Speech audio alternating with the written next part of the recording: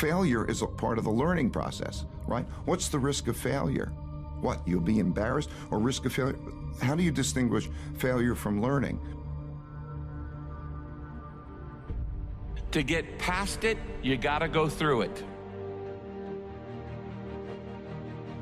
Failure implies that it stopped, that the game stops, right? If it's part of you're failing and then you learn, then that learning is part of the moving forward.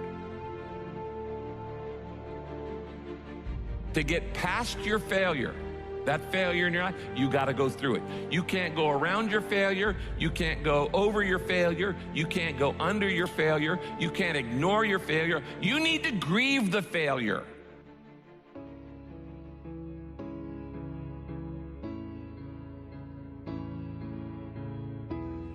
You need to feel the pain. Now, we don't like feeling bad, but grief is a good thing.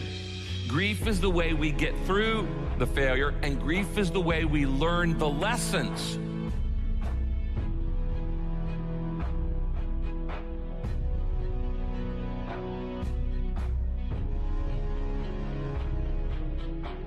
When you stuff your emotions, when you swallow your emotions, your stomach keeps score. It's kind of like, what if you took a can of Coke and you shook it up for a long time and then you put it in the freezer? What's going to happen to it? It's going to explode eventually. It's going to come out sideways. And this happens in your life when you don't deal with your emotions properly.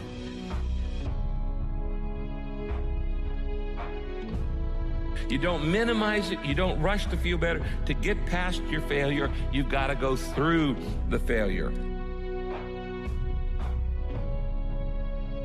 That is what the process is like. Fail, learn, move forward, and constantly do that. So often, we want to just, when we fail, we want to just forget it, push it aside, stuff our emotions, and then immediately go to the next thing. You want to know why most people can never get anywhere in life? Why most people never live, never experience, never build, never do anything worthwhile in life? You know why? Because most people's egos are so inflated and so fragile that they won't allow people to see them be bad at something.